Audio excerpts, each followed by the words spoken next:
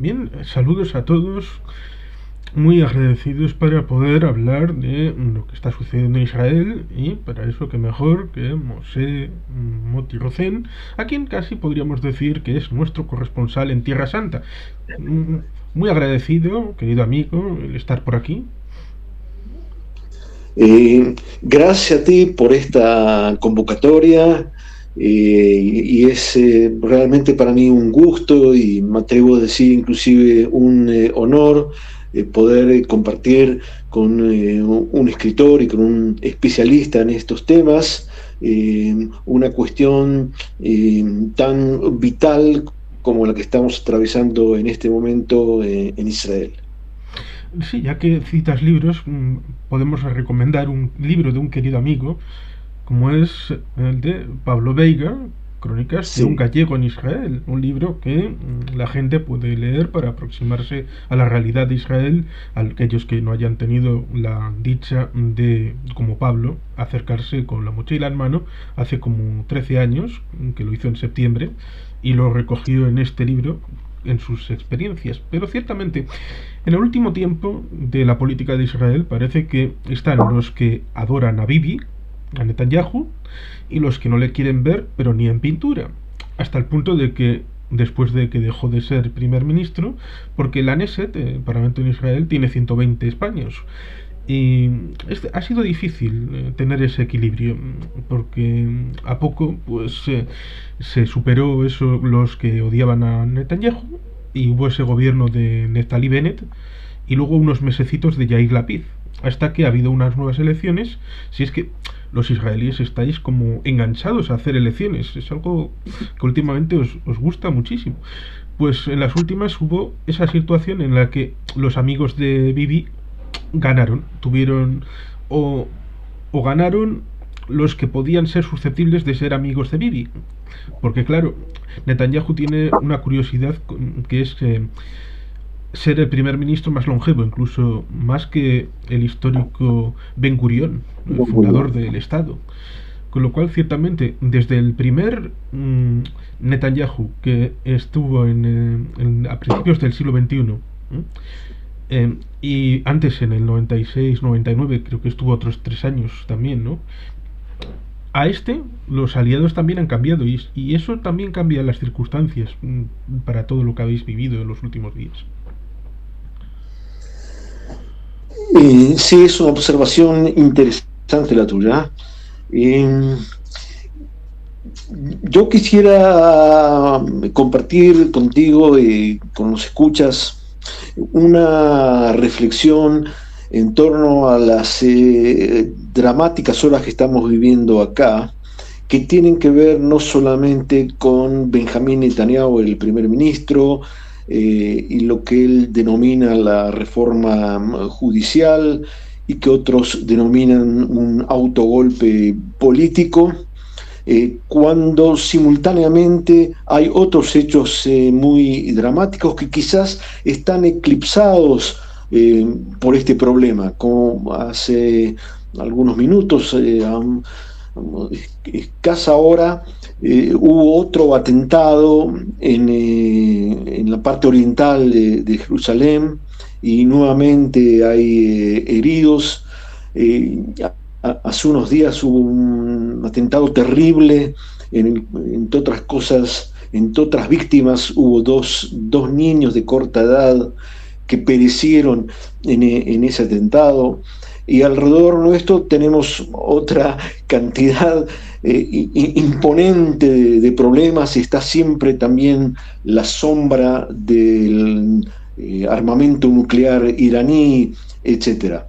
Y como si esto fuera poco, en la última semana el mundo y especialmente la región en la cual vivimos es testigo de una tragedia que quizás no es una guerra y no es un tema político, pero no es menos dramático como es lo que está sucediendo ahora en Turquía.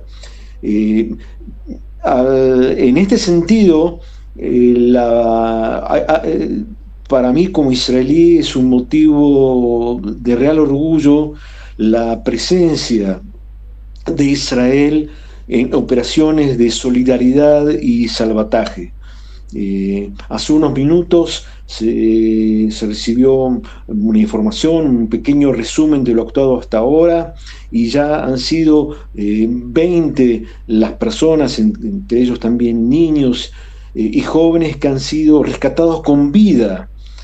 Fíjate tú, después de tanto tiempo todavía hay gente con vida, y para mí es una gran emoción que nosotros como israelíes podemos tomar parte en esta operación y en este deseo de poder rescatar, salvar a la gente.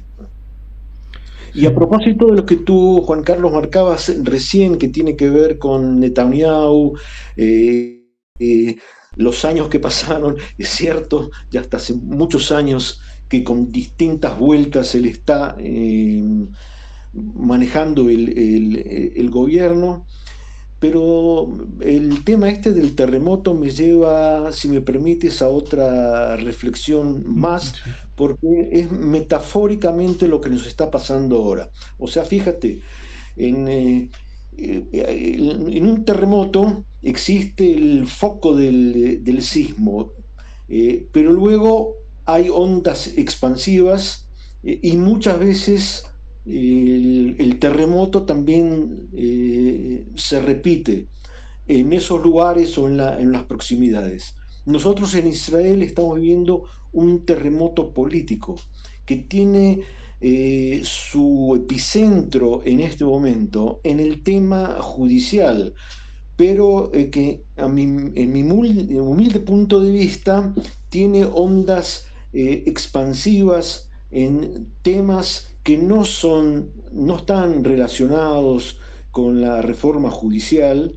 Tienen relación, obviamente todo está relacionado, pero tiene que ver también con el tema de la seguridad, con el tema de Jerusalén, con la brecha social, y con problemas religiosos y de otra índole que en este momento están conmocionando al país.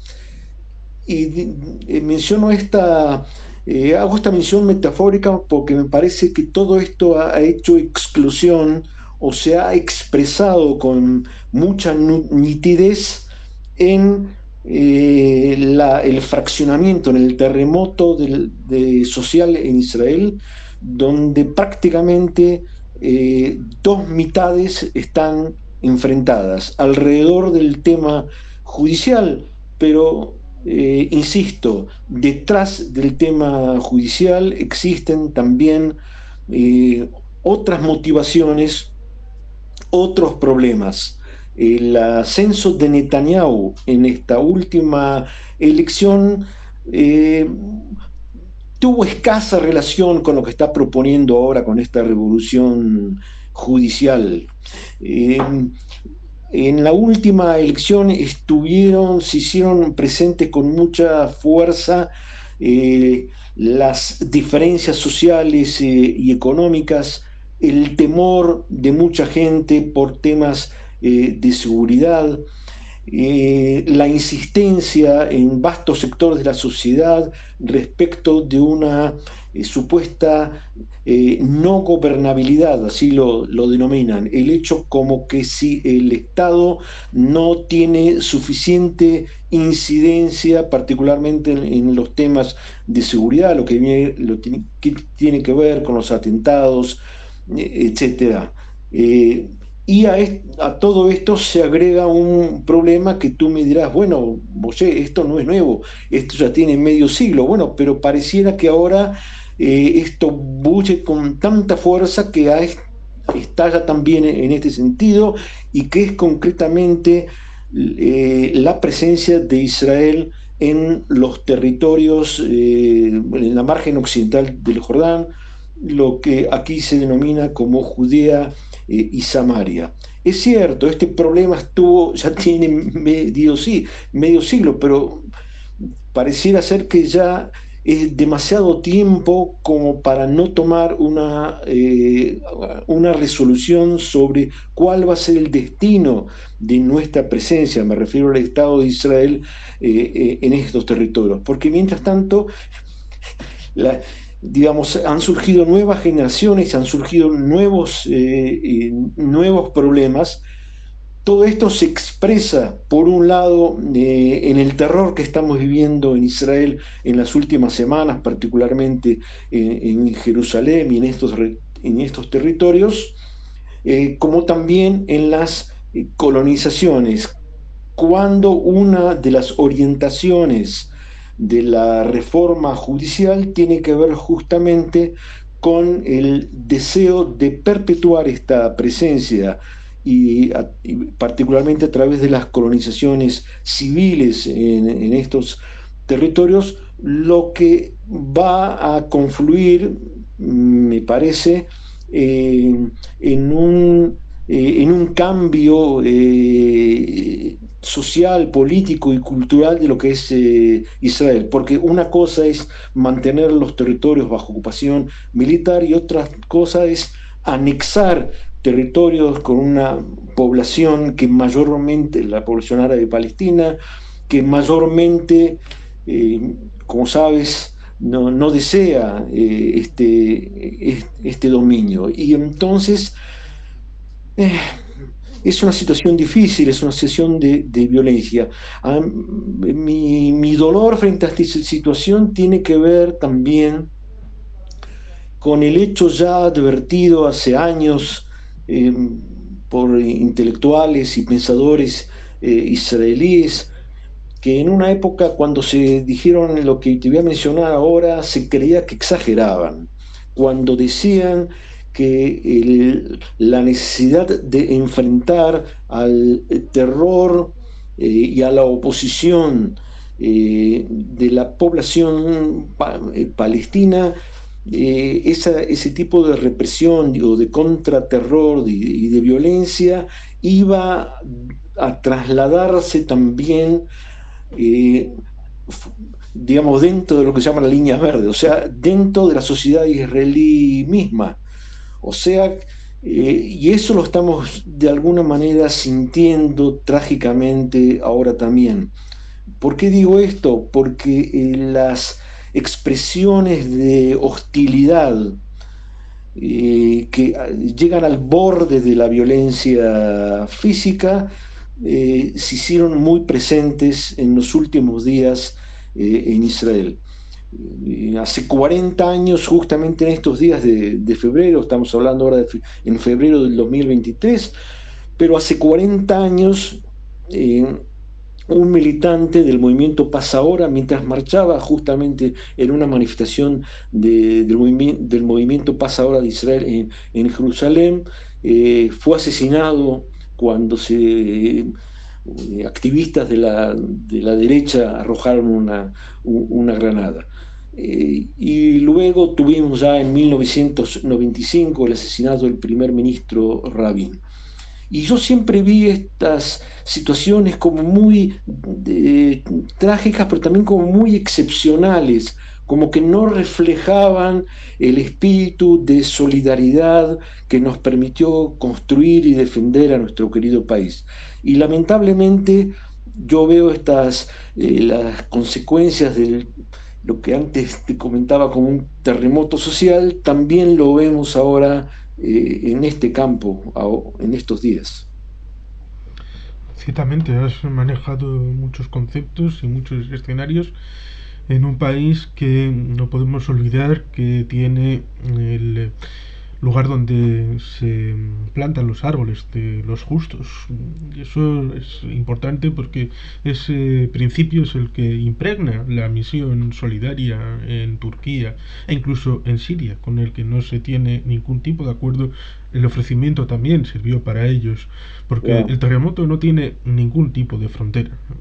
Ataca desde el subsuelo de la tierra y a todo lo que esté encima no distinguen ni una frontera, hasta el punto de que parece ser que se sintió tanto en el Sinaí como en Georgia, dos lugares Sí, bastante distantes en territorio. Pero ciertamente recuerdo que hace 24 años, en el 1999, también hubo un terremoto de importantes consecuencias en el entorno de Estambul, y ciertamente ahí hubo ese contraste, porque a veces Oriente Medio es una tierra de contrastes, en donde edificios de la época romana estaban en pie después de los terremotos terribles, y edificios que eran más modernos estaban completamente derruidos y destruidos, y dices, aquí había algo que ha hecho que uno se caiga y el otro, hasta el punto de que Erdogan, que el 14 de mayo se va a jugar la presidencia, ha hecho hasta 8 amnistías urbanísticas. Hombre, las amnistías urbanísticas no se hacen cuando todo va bien, sino cuando hay algo que ocultar, con lo cual ciertamente van a tener un problema bastante grave, aparte de todo el hecho de los muertos, que es muy triste. No sé si van ya para 40.000 muertos, lo cual es una barbaridad. Pero sí, ciertamente Israel ha sido el faro de muchas cosas, de la democracia, pero ciertamente los tiempos del Mapai ya pasaron. No es ese mismo Israel que estaba inspirado por los kibbutz y que estaba con Levi Eskol o con Golda Meir. Es otro Israel, se evoluciona, y ciertamente el señor Netanyahu llega a un acuerdo en donde necesita el concurso de un partido más o menos religioso. Problema, el líder de este partido tiene problemas judiciales, pero no está condenado. No está condenado en firme, con lo cual tenemos que hacer que pueda volver a ser ministro cuando no tenga problemas judiciales. Con lo cual, para que no tenga problemas judiciales, vamos a reformar todo lo que haga falta. ¿Por qué? Porque Netanyahu quiere ser primer ministro. Esto es más o menos el esquema que lo que ha llegado sobre el principio de la crisis judicial. Es cierto lo que tú marcas, pero como decíamos antes, todos estos problemas se expresan con dramática nitidez en los últimos días, pero en realidad tienen raíces históricas. Fíjate tú de que uno de los problemas por los cuales, no es el único, pero uno de los problemas por los cuales el tema de lo que el gobierno denomina reforma judicial adquiere tanta notoriedad, tiene que ver con el hecho, que quizás muchos no saben, de que el Estado de Israel, entre paréntesis, inclusive el nombre de Estado de Israel y no República, por ejemplo, también nos dice algo. Pero concretamente, el Estado de Israel no tiene constitución, no tiene una constitución consensuada, escrita, rectora. Esto tiene varios motivos. Tú mencionabas antes a las figuras fundadoras del Estado y principalmente a David Ben Gurión. Ben Gurión, con mucha sabiduría, a mi juicio, en su momento, no quiso, cuando se declaró la independencia, no consideró que estaban maduradas las condiciones como para en ese momento instaurar una constitución, por los problemas eternos de la defensa, de la necesidad de absorber grandes olas inmigratorias, y principalmente porque una constitución que tiene un carácter republicano, civil, iba a acentuar el choque con los sectores religiosos que, como tú recordarás, ya desde un principio él prefirió tenerlos como aliados. Porque perfectamente, si fuera desde el punto, y esta es una diferencia importante con lo que tú decías recién sobre los socios de Netanyahu en la actualidad, el gobierno de Netanyahu hoy no tiene ningún aliado, ningún ministro, ninguna fracción parlamentaria que no sea de la derecha. Son todos de la ultraortodoxia religiosa y de la derecha. Ben Gurión, en su momento, cuando se fundó el Estado, tuvo una actitud más equilibrada. Tuvo, como decíamos recién, digamos, sus dudas sobre si era el momento de la constitución. Pero cuando se forma el primer gobierno, él podía tener una mayoría obrera socialista completa, porque podía haber tomado como segundo partido a lo que era en ese momento el Partido Obrero Unificado, MAPAM, un partido socialista muy afincado justamente en dos corrientes kibutzianas, el kibutz Amiujad y el kibutz Arzi.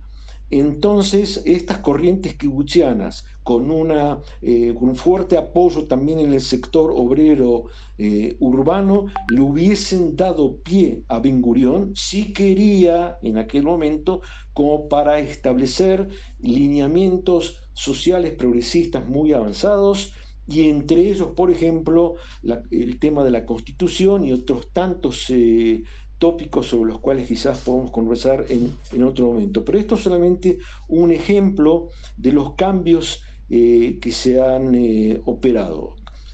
Claro que tienes razón, Israel ha cambiado muchísimo, ha cambiado justamente por olas inmigratorias masivas, han confluido acá olas de inmigrantes de Occidente, pero también de países norafricanos o de lo que fuera en su momento en la Unión Soviética. Una parte importante de estas olas inmigratorias careció en sus países de origen de una experiencia democrática previa. La gente que vino de la Unión Soviética, muchos de los cuales sufrieron, inclusive ellos mismos como judíos o como disidentes, sufrieron las persecuciones del estalinismo y de la burocracia soviética. Y obviamente gran parte de los inmigrantes de los países del norte de África y de Asia tampoco gozaron de un conocimiento de administración democrática republicana en sus países de origen. Y todas estas experiencias acumuladas a lo largo de los años por los inmigrantes que llegaron al país diferían de la vocación ideológica y política de lo que tú antes comentabas, que tiene que ver con la capa fundacional, que era pionera, era socialista y con una inclinación a una Israel, lo que hoy se denomina digamos un país o una democracia liberal. Y entonces acá hay, a mí me parece que un enfrentamiento que no es solamente político, sino que tiene también contornos culturales y étnicos. Sí, ciertamente, es un melting pot. Los Estados Unidos a veces dicen que es el país de una idea, y esto se lo he escuchado decir a varios presidentes, el último Joseph Robinette Biden Jr. en el Estado de la Unión, hace unos días. Pero Israel también es un estado de una idea de la libertad y la democracia y el refugio para el pueblo judío. Pero es que ciertamente ha tenido un montón de afluentes, los programas, las aliyas, que escribía bastante bien Leon Uris en Éxodo, con lo cual ciertamente ahí hay muchas posibilidades de cuál es el origen para el reconocimiento. Si eres israelí, sí, pero con un bagaje cultural y político diferente. Y ciertamente hay un elemento que se puede incorporar a lo que tú dices, porque a veces cuando se establece una constitución o se establece una norma a nivel internacional, hay que aprovechar el momento porque ese momento es finito y luego se marcha. Por ejemplo, hacer la Carta de Naciones Unidas en otro momento que no fuera a mediados de 1945 quizá hubiera sido un imposible. Lo mismo que hacer una declaración de derechos humanos fuera del año 48 también hubiera sido también a veces imposible. Fue en el momento claro y concreto a la hora de hacer una carta para las Naciones Unidas o una declaración de derechos humanos. Y quizá para Israel no era posible en ese momento, pero cuando pierdes ese momento, entonces las costumbres se van asentando, va generando derecho por sedimentación, por derecho natural, y ese elemento va generando unas condiciones que luego ya, después de más de 7 décadas de creación del Estado de Israel, pues evidentemente es mucho más complicado, porque para poner de acuerdo a un montón de gente de diversos orígenes sobre algo que les defina, y no solamente que les defina solamente en un artículo, sino tendrían que ser por lo menos 60, 70, algo de cierto empaque, ahí tienes un problema, sobre todo con esas disputas partidistas que siempre suelen afectar.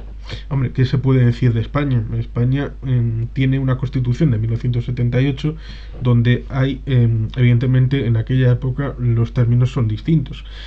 Habla de los discapacitados de una manera un poco peyorativa y ha sido bastante imposible, de momento es imposible, pero parece que se puede arreglar, pero para una palabra, para cambiarla, no ha sido posible durante 45 años, con lo cual evidentemente eso deja las claras que hacer este tipo de cambios es complicado, es difícil.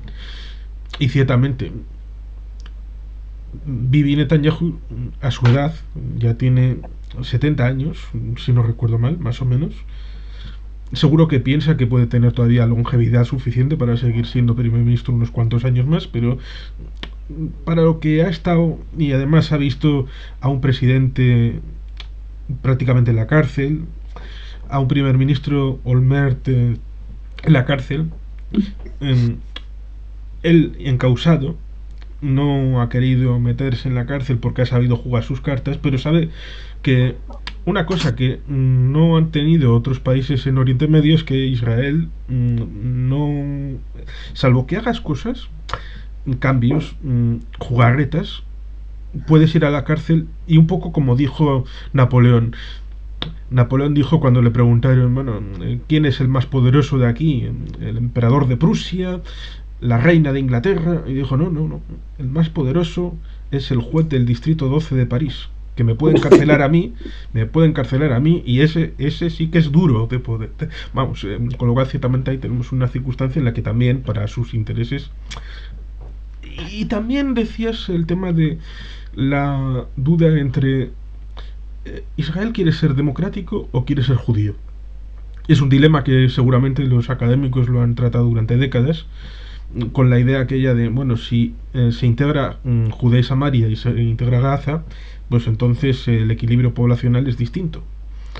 Pero, no creo que nadie quiera integrar Gaza en el territorio de Israel, no me consta, pero ciertamente en Judea y Samaria, en la franja occidental del Jordán, el señor Mahmoud Abbas está enfermo. Dicen que se está muriendo. Y las últimas elecciones fueron en 2006, hace 17 años. Con lo cual ellos también tienen una problemática grave a nivel político. Sí, eso agrava también mucho la situación porque efectivamente en la margen occidental del Jordán hay una enorme inestabilidad y hay un gran desconcierto, y ese es el caldo de cultivo para grupos islamistas, extremistas, como por ejemplo particularmente la Jihad islámica, como para intensificar la ola de violencia y de terror contra la cual efectivamente Abbas no puede enfrentarse, pero no puede enfrentarse solamente por su, digamos, su edad y su debilidad política, porque esta falta de fortaleza política no tiene que ver solamente con la oposición islamista eh, enfrentada a lo que era en su momento la Organización de Liberación de Palestina, que era, digamos, que es la columna vertebral de lo que es la autonomía nacional palestina hoy día.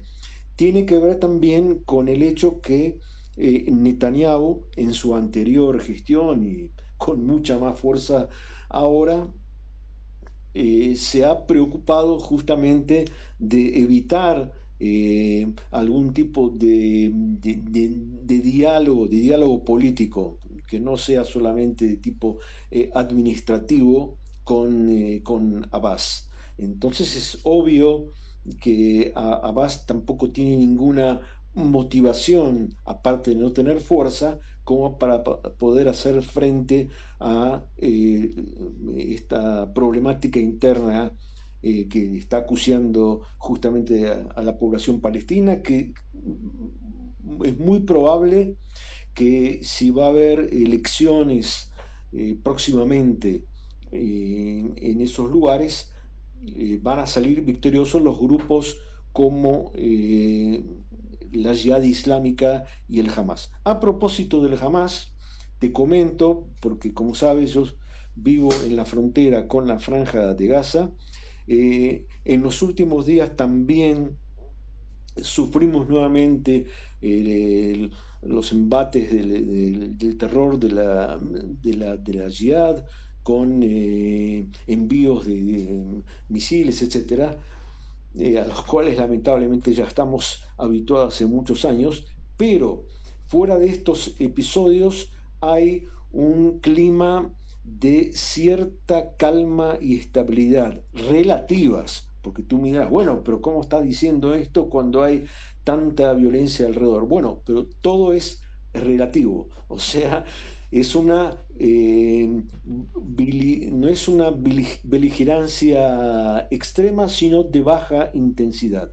Y uno de los motivos por los cuales, por el momento en Gaza, en la Franja de Gaza, la situación es diametralmente diferente a lo que está pasando en Judea y Samaria, tiene que ver con que se permitió ya todavía en el gobierno, en el último gobierno anterior al actual, la entrada de miles y miles de trabajadores de Gaza que están trabajando en distintas ramas de la agricultura y de la construcción acá en Israel, y que logran mantener de esa manera a su familia, intensifican obviamente el consumo muy positivamente en Gaza, y entonces el Hamas no quiere perder también ese ancla. Y por eso últimamente hay un estado que no es obviamente ninguna paz, pero de relativa calma, que en cualquier momento también eso puede estallar. Me parece importante señalar en ese sentido de que uno de los tantos temores que existen es que en el próximo mes, cuando se celebre la festividad musulmana del Ramadán, allí se produzca, como pasó en años anteriores, un tipo de situación que puede ser inclusive una situación de guerra y de conmoción. Y esto también se vincula a lo que tú comentabas antes frente a los ministros o algunos de ellos que rodean a Netanyahu. Yo siento que Netanyahu no comparte, por ejemplo, el discurso agresivo, beligerante, provocador del ministro de Policía, Ben Gvir. pero lamentablemente este hombre, Ben-Gvir, y el grupo al cual él representa, el partido que se llama el Partido la Potencia o el Poder, pues bien, tiene estas expresiones de él, entonces alimentan lo que antes comentábamos, que es un estado previo eh, de hostilidad. Y ahora hay una diferencia importante cuando hay una situación tensa a una situación que estalla o se manifiesta en actos de terror y de muerte, como pasa en los últimos días en Jerusalén.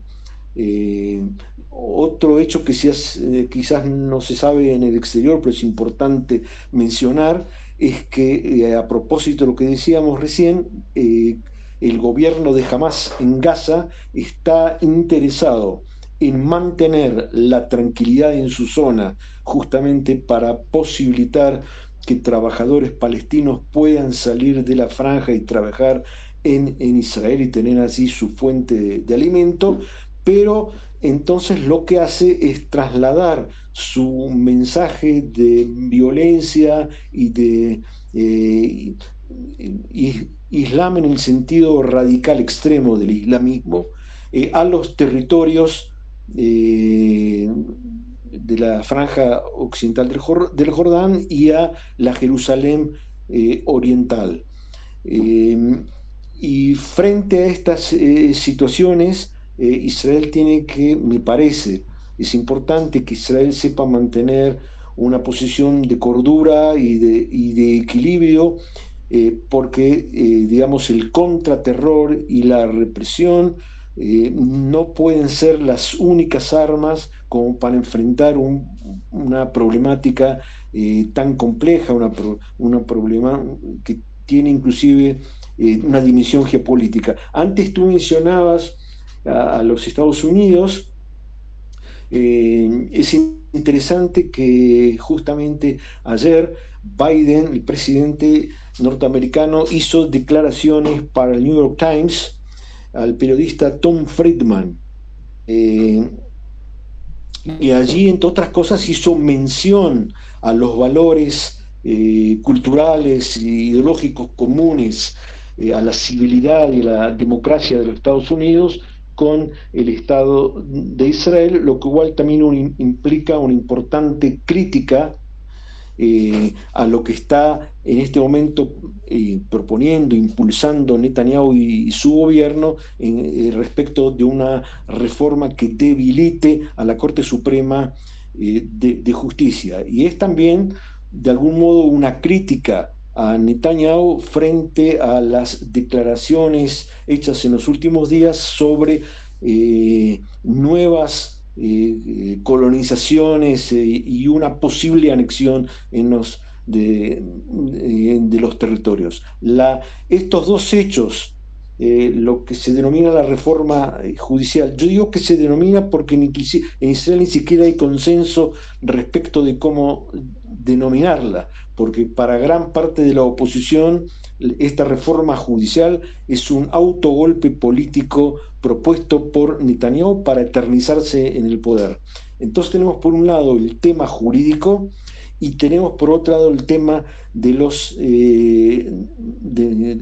territorios. Y ambos temas están conectados, porque si no va a existir el contrapeso de una Corte Suprema de Justicia que defienda lo que tú mencionabas antes, y es la posibilidad de un Estado que pueda seguir definiéndose como judío y democrático, en ese caso lo que va a pasar es que la anexión de los territorios va a socavar la definición del Estado de Israel como Estado democrático. Y un señalamiento más que me parece importante hacer tiene que ver justamente con el hecho de que la oposición a Netanyahu en Israel, y yo diría que en gran parte del mundo hoy día, no es solamente política y digamos, por temas civiles, liberales, tiene que ver también con una cuestión económica.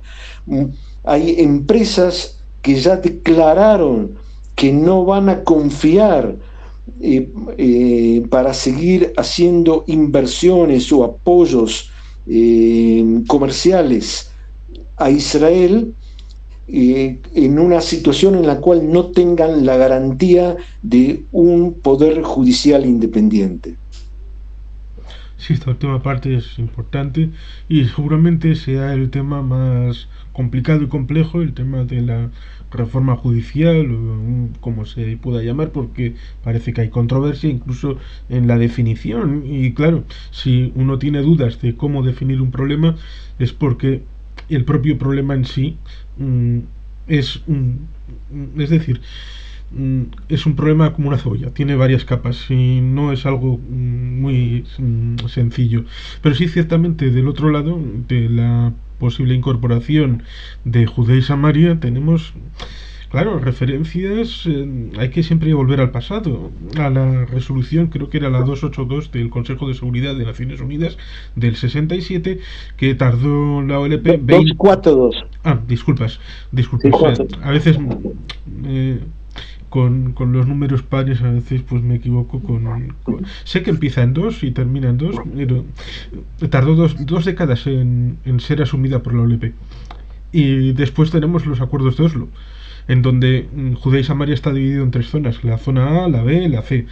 La C, que es la cercana a Jordania, la zona fronteriza, fundamentalmente, es la que en teoría es más fácil de ser incorporada, que ahora está bajo administración militar, y si se incorpora sería administración civil. Claro, ahí tenemos un problema en tanto en cuanto eso supondría que sería una especie de archipiélago, lo que queda la zona A y B dentro de la zona árabe-palestina. Y es una tentación muy fuerte, muy claro, porque en los últimos años se han producido los acuerdos de Abraham, se ha llegado a acuerdos con Marruecos, se ha llegado a acuerdos con Emiratos Árabes Unidos, se ha llevado a acuerdo con varios países.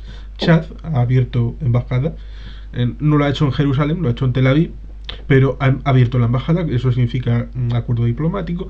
El ministro de Asuntos Exteriores dijo este mismo año que se prevén entre 1 y 3 nuevos acuerdos este año, no dijo quiénes, por lo menos que yo haya entendido, pero eso son perspectivas de países que saben que ante la posible retirada de Estados Unidos de la zona, el único que queda con tecnología, con know-how, con industria, con defensa en la zona que sea equivalente a Estados Unidos es el Estado de Israel.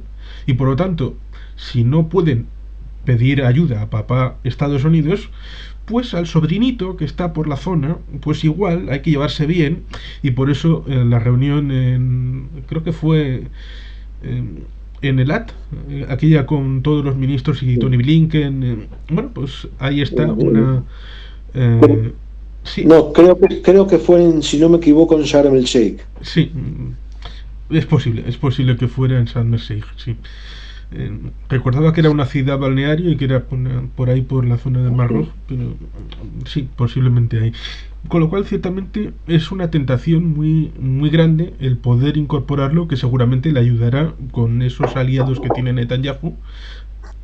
Pero claro, eso significa que los palestinos, que han sido borrados de las estrategias internacionales de los propios árabes, que parece que ya no les interesa a ninguno, ya no hay reivindicaciones de país, es el que no se calla o el que no hace las paces con Israel. Con lo cual ahí tiene un caramelo. Defensivamente, si uno piensa en el territorio de Israel, uno ve que a poco que se aleje de la costa de Tel Aviv, de Jaffa, hay unas montañas en la zona de Judea y Samaria, y luego llega al Jordán. Eso también es un desafío geoestratégico para el Estado de Israel. Ciertamente, pero el desafío no es solamente estratégico desde una percepción militar de lo que puede ser el concepto de estrategia, porque tiene que ver también cómo se administra se gestiona lo social, lo económico y lo cultural. A propósito de Jerusalén, Jerusalén es un buen ejemplo de problema que hay que tener también en cuenta respecto de cualquier decisión que se va a tomar en el futuro sobre Judea y Samaria. Jerusalén, Israel, que es la capital de Jerusalén y que Israel la define como la Jerusalén unificada, o sea, la parte occidental eh, mayormente judía y la oriental, que estaba hasta 1967 administrada por el reino de Jordania y obviamente con una presencia palestina y musulmana mayoritaria. Ahora, Sí, lo que sucede sí, es ciertamente un que, pequeño inciso. Resulta interesante en ese tipo de contrastes dos escenas. Una, la de 1967, con tres personalidades: Ucinarkis, Simón, sí, el señor Moshe Rabin, Dayan. sí, Rabin y Moshe Dayan entrando en la ciudad vieja, y luego Isaac Rabin siendo asesinado en 1995. Es la misma persona, pero varias décadas de diferencia. Y la eh, capitalidad es la ley de 1980. Claro, pero es así.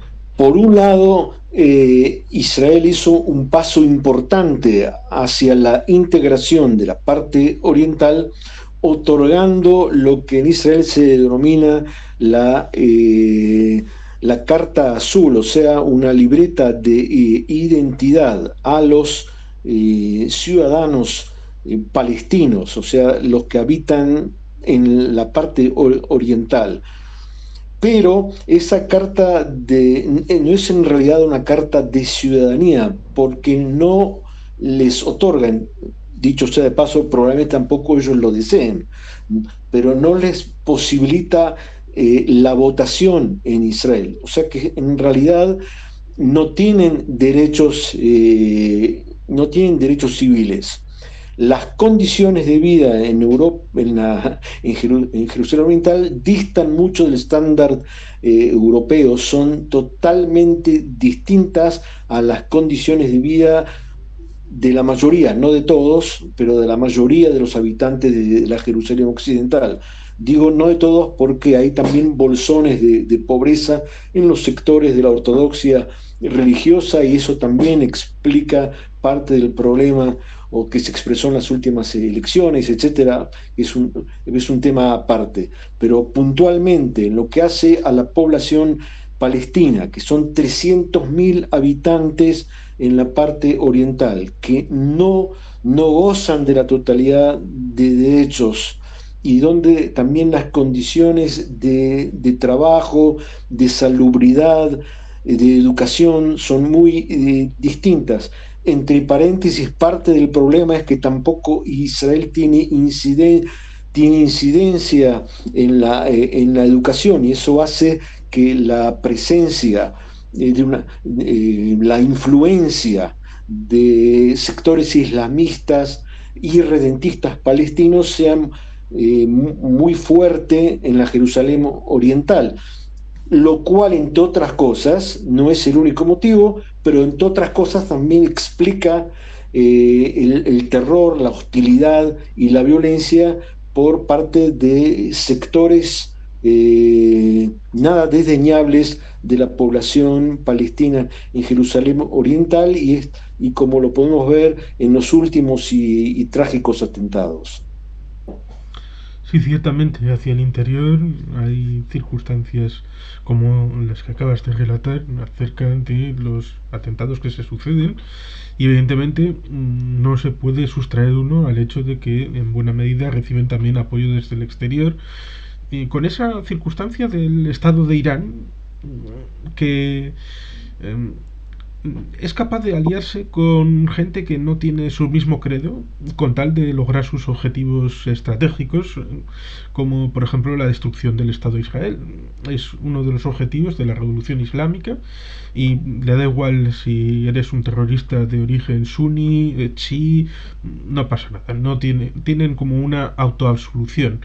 Pero ciertamente el Estado de Israel, para la estabilidad de la zona, de todo el marco general, ha llegado a hacer intervenciones quirúrgicas en el año 1981 con Osirak, con un reactor nuclear que evidentemente iba a lo que iba, porque estaba conectado con el Pakistán del general Zia, con la Libia de Gaddafi a la hora de establecer un arma nuclear. Quería el arma nuclear.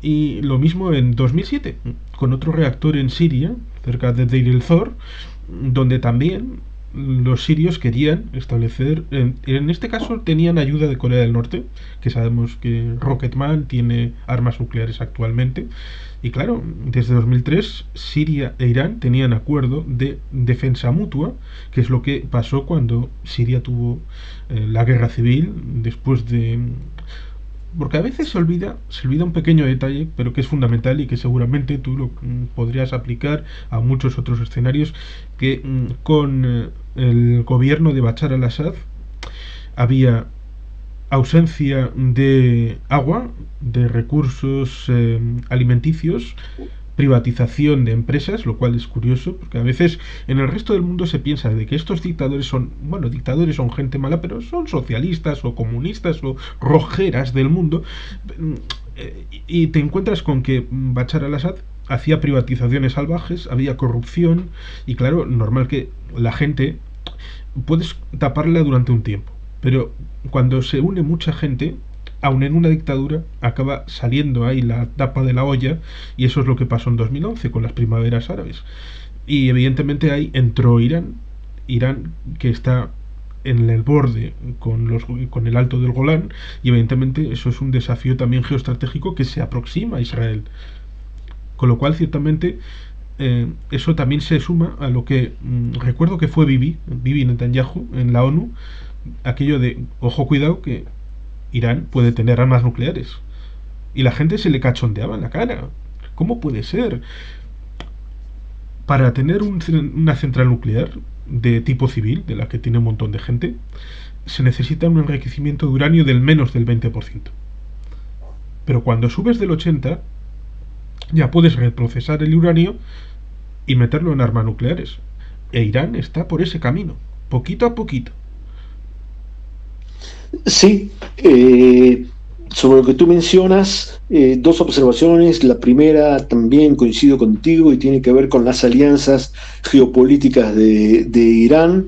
Mucha gente no sabe de que en el Islam hay dos factores muy reñidos con una importante dosis de odio entre ellos, que son los sunitas y los chiitas. Y sin embargo, Irán, que es fuertemente chiita, tiene su alianza o su agencia en casa con el Hamas, que tiene una orientación sunita. Pero estas son, ya en el Medio Oriente, ya no son las paradojas, porque no es la primera vez que se producen este tipo de alianzas cuyo lema sería digamos, el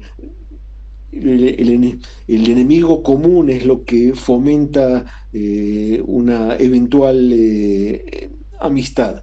Sin embargo, hay que señalar también de que digamos, en el campo sunita, y es lo que tiene que ver con los acuerdos celebrados últimamente, fundamentalmente económicos, todavía no tanto en el campo diplomático abierto entre Israel y países del Golfo, entonces donde allí, digamos, la influencia sunita es mayor y por lo tanto puede ser un factor de moderación y de contrapeso contra el imperialismo iraní. Hay quien dice que es posible establecer una especie de OTAN del Medio Oriente, lo cual es curioso porque hasta los años 70 hubo el llamado Pacto de Bagdad, que incluía diversas potencias, lo cual es curioso porque también estaba pivotado sobre todo con el Irán de Reza Pahlavi, que hasta la revolución era un poco el elemento de estabilización y de alianza con los Estados Unidos, cosa que evidentemente cambió con el ámbito de la revolución y los años 70 y 80, la guerra Irán-Irak, que duró 8 años, entre 80 y 88.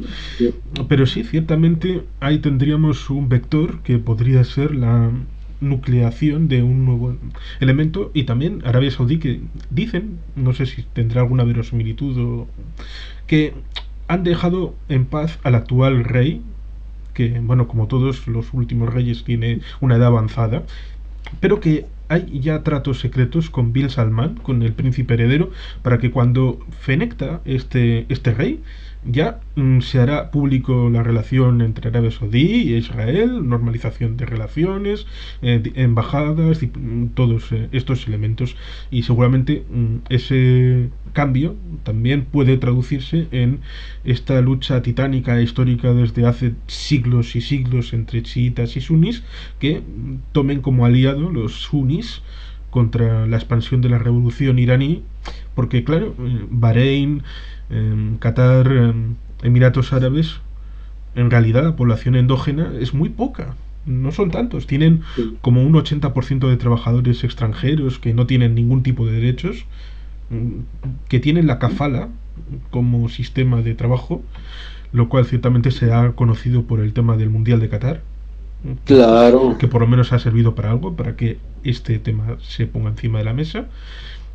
Y claro, también tienen minorías chiís al que los gobernantes sunis les reprimen, les quitan los derechos, están como si fueran invitados extranjeros en su propio país, con lo cual hay siempre una situación vidriosa en donde, claro, es muy goloso para ese desposeído, un poco como pasaba en la revolución marxista. La revolución iraní viene a cubrir ese deseo, ese anhelo de libertad a través de la revolución, y al que no tiene nada puede ser el fermento que necesita para levantarse. Eh, Efectivamente, eh, pero la posibilidad de conformación de un bloque más estable que neutralice las tendencias de beligerancia, principalmente de las de Irán, eh, creo que tiene un linkage, una vinculación también importante con lo que suceda o no suceda dentro de los territorios actualmente ocupados por Israel. Es cierto lo que tú decías de que están en los pactos trabados por Israel con los países del Golfo, con estos reinos o emiratos, entre otras cosas, traducen una cierta apatía o indiferencia o menor interés de estos países en relación al destino de lo que vendrían a ser sus hermanos árabes, en este caso los palestinos. Pero mi preocupación es interna, es que el tipo de relación o falta de relación o de responsabilidad que pueda tener o no tener el Estado de Israel con estas poblaciones palestinas va a incidir también en lo que hablábamos al principio, y es en el carácter democrático y judío del país, que ya hoy por hoy es una definición bastante problemática, pero es una de las banderas que mancomunan a la mayoría de los partidos y de las organizaciones civiles en Israel. Ahora, todo esto se va a poner en riesgo justamente a la luz o a la sombra de los cambios judiciales que Bibi quiera operar, y que tienen también, me parece, relación con el deseo de expansión o de anexión definitiva de estos de territorios, porque hace unos años ya se promulgó una ley en Israel que afinca aún más, atornilla aún más el carácter judío del país. Ahora, si de eso se trata, entonces es obvio de que va en detrimento de la dimensión democrática que desde 1948 y hasta el día de hoy el Estado de Israel se preocupó de sostener. Actualmente hay un porcentaje importante de población árabe dentro del propio Estado de Israel. ¿Cuántos, cuántos son, más o El, menos? es el 20% de la población del Estado de Israel son ciudadanos árabes. Eh, yo siempre señalo eh, que no se debe confundir a estos ciudadanos árabes del Estado de Israel con la población palestina. Son ciudadanos con todos los derechos, son ciudadanos que votan, que son parte del Parlamento. A mi entender, no va a ser posible tomar un rumbo o asegurar un rumbo democrático al país sin tener en cuenta a esta población. O sea, la población árabe en Israel, con todos sus problemas y con todas las falencias que tienen todos los sectores que integran el mosaico demográfico del país, pero este sector es vital, es importante. En los últimos años, aparte de esporádicos focos de violencia, pero en líneas generales se nota una importante integración, principalmente laboral. Yo inclusive puedo comentarte que mi médico es un médico árabe, el farmacéutico que generalmente también me atiende es árabe, inclusive es más todavía, el guardia beduino, digamos, de muchos lugares o de la academia es también un árabe.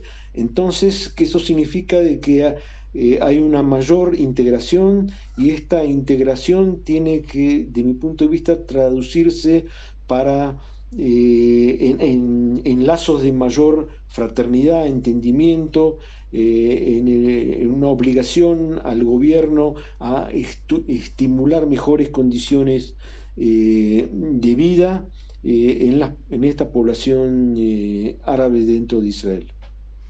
Sí, es cierto, el nivel de vida es importante para que la gente piense en otras prioridades, porque si se establece el primum vivere de ande filosofare, pues evidentemente uno se preocupa de los bienes básicos y luego cuando esto está cubiertos puede pensar en la propia seguridad. Bueno, estoy pensando en términos occidentales en cuanto en una Francia como Marsella, Niza, toda la zona de la Riviera.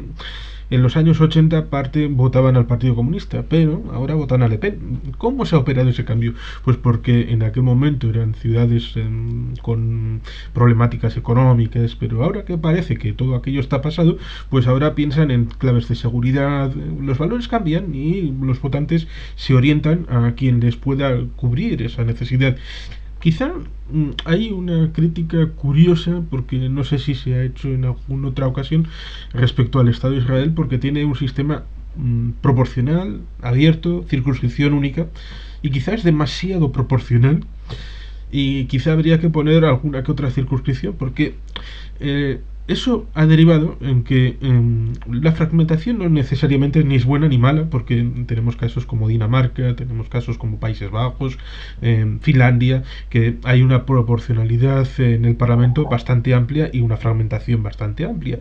Pero en el caso de Israel, a veces uno tiene la impresión de que como es relativamente fácil tener un escaño en la Knesset, cuando uno tiene un problema interno dentro de un partido, lo primero que hace es intentar ganar, y cuando no gana, split, me monto mi propio chiringuito con una radicalidad mucho más profunda en el discurso, y entonces ya tenemos un problema, porque luego para la gobernabilidad tienes que ponerte de acuerdo con ese que se ha ido, ese que tiene una opinión mucho más radical, con lo cual estás ampliando la brecha de lo que es común a todo el mundo. Y quizá, además de poner el foco en la reforma judicial, que seguro que tiene una importancia capital y ahora ha eclosionado, pero creo que también estaría bien meter el tema electoral como una forma de volver a centrar el ámbito electoral y partidista en Israel. Sí, y quizás también, y es uno de los horizontes políticos sobre los cuales ya se está pensando, principalmente en la centroizquierda en Israel, es tratar de modificar el mapa partidario tal cual está estructurado, porque tenemos, por ejemplo, los partidos religiosos que en estas últimas elecciones tuvieron una enorme envergadura, y los partidos, y están los partidos estrictamente árabes. Y yo creo de que, por lo que mencionaba antes, que están madurando las condiciones positivas para posibilitar algún tipo de alianza entre sectores democráticos, progresistas, árabes, con otros partidos dentro de Israel. Y probablemente la radicalización en el sector religioso ultraortodoxo israelí también espero se pueda revertir, porque no siempre fue así. Hubo años en los cuales justamente los partidos religiosos eran un equilibrio a favor de una actitud más moderada. Es más, el partido del sionismo religioso, que así se denomina hoy, que está reclamando a viva voz la inmediata anexión de los territorios, etcétera, es un partido que tiene su raíz justamente en un movimiento sionista religioso moderado, que inclusive tenía un sector socialista y obrero, y que no estaba cuando fue la guerra de los 6 días, expresó en ese momento sus reticencias frente a algún tipo de anexión en ese momento. ¿Y quién podría creer de que hoy día se ha tomado este rumbo? Pero justamente esa es una de las, lo que comentábamos, de las no existe un paradigma único que pueda definir al Medio Oriente, es un territorio de paradojas y contradicciones, y veremos qué rumbo van a tomar las cosas. Sí, es que estaba pensando en ejemplos concretos, aunque yo no soy tan prolijo como tu memoria próxima, en el ámbito de Ariel Sharon, que estuvo con el Likud, pero luego tuvo problemas dentro y montó su propio partido, con el que luego Ehud Olmert fue primer ministro. O Tzipi Livni, que fue laborista, luego se montó su propio No fue partido. laborista. No, Tzipi Livni proviene justamente del tronco del Likud. Inclusive a nivel familiar es hija de los movimientos anticolonialistas británicos de derecha, que dieron pie luego a la formación del partido que hoy día es el Likud. De allí proviene Tzipi Livni. Creía que había tenido relación con el laborismo, bueno, culpa mía. No, posteriormente tomaron obviamente alianzas con con el laborismo. Mucha gente en los últimos decenios abandonaron al Likud justamente a partir de que el Likud, especialmente en los últimos años, ha tomado una fuerte orientación derechista que va más allá de la tendencia puramente nacionalista que tenía este partido anteriormente. Y esto explica la salida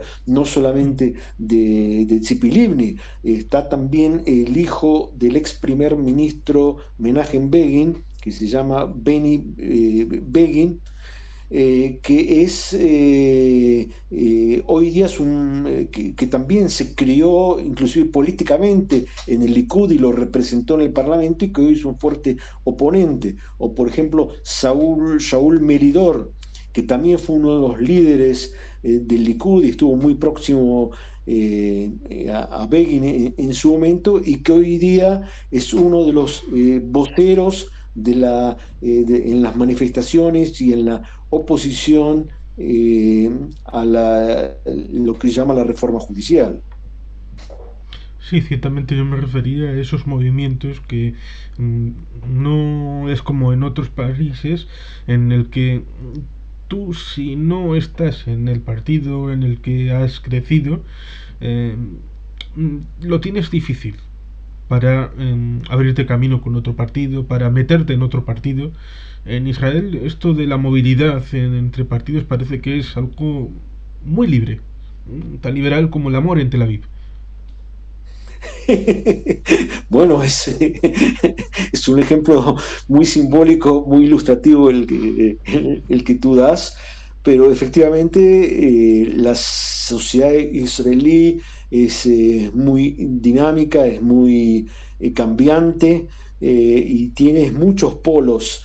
Eh, Tienes por un lado una ciudad de Tel Aviv, como la que tú mencionas, moderna, liberal, abierta, donde hasta tal punto donde el intendente de Tel Aviv hoy tuvo manifestaciones muy fuertes, hizo declaraciones en contra de la reforma judicial, hasta el punto que dijo que las democracias, las dictaduras pueden llegar por vía democrática, pero para terminar con las dictaduras generalmente se apela a las armas. O sea, esta es una declaración muy, digamos, muy radicalizada, y proviene del alcalde de Tel Aviv. Entonces tenemos el polo civil y político, cultural de Tel Aviv frente al ortodoxo, quizás ya ultra ortodoxo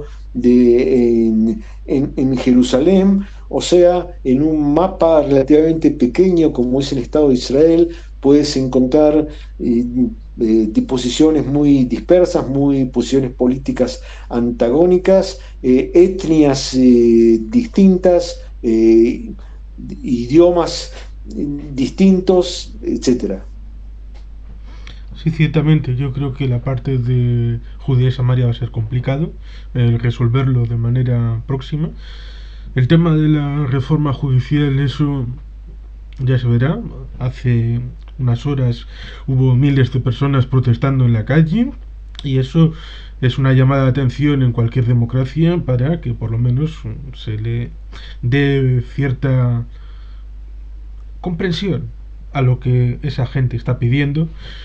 Veremos a ver qué tipo de cauce tiene en el ámbito institucional, y si puede haber algún tipo de resolución favorable para el común de los israelíes. Así es.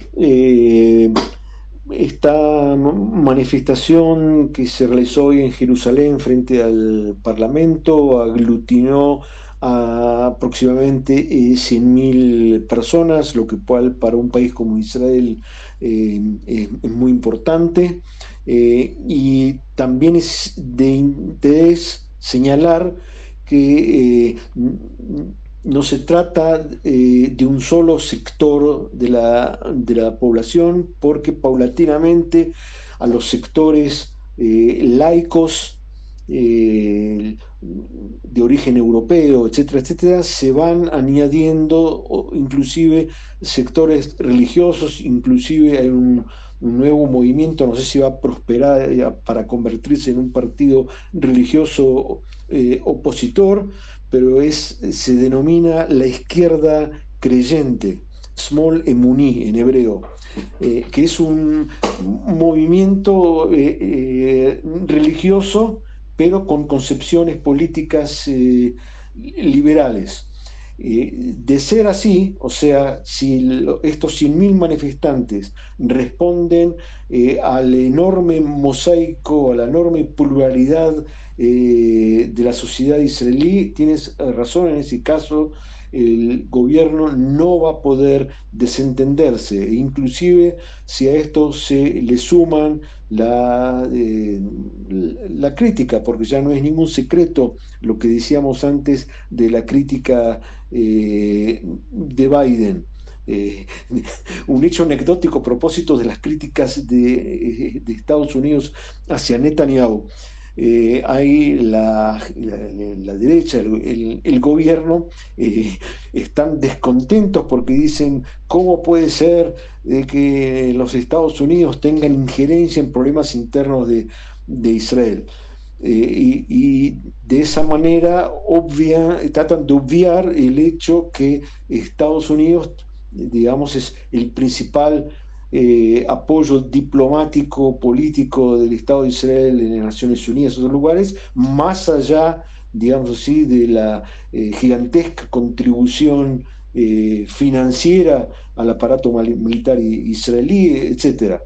Y aparte, lo que el gobierno de Israel trata de olvidar es que hablando de intervención foránea, es que justamente Benjamin Netanyahu, en su momento, como recordarás, a pesar de la oposición del gobierno norteamericano, se presentó ante el Congreso, donde gozaba del apoyo del Partido Republicano para hacer explícitas sus posiciones contrarias a las del gobierno norteamericano. O sea, se presentó ante el Congreso norteamericano a pesar que el presidente norteamericano estaba en otra postura. Quiere decir que, en definitiva, estas presiones, las internas, las económicas, las parlamentarias y las manifestaciones dentro de Israel, deben llevar al gobierno, a mi entender, a una reflexión sobre qué rumbo definitivo le quieren dar al país.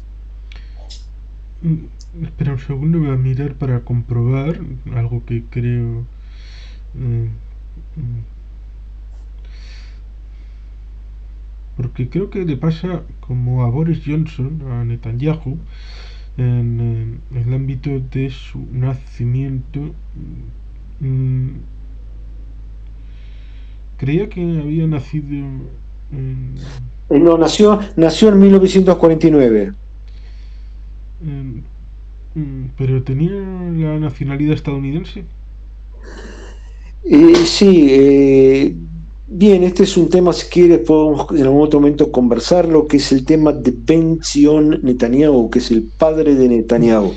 El padre de Netanyahu era un historiador, Mm, y que él no encontró, digamos, no se encontró, no fue reconocido a su juicio suficientemente dentro de la Academia de Israel y emigró a Estados Unidos, y allí fue donde, digamos, se formó de alguna mm, manera Netanyahu, y de allí también su dominio, el dominio de Netanyahu en cuanto a los códigos, al idioma político imperante en los Estados mm. Unidos. Sí, no, era simplemente por el pequeño detalle que a veces uno piensa, ¿cómo se meten conmigo? Injerencia extranjera. Ya, pero es que eso funciona también en el otro sentido.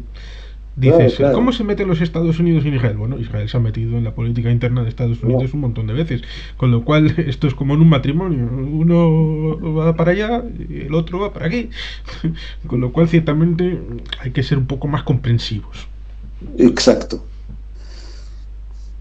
Creo que en principio, salvo que quieras añadir algo más, creo que lo podemos ir dejando aquí, a este conversatorio tan agradable.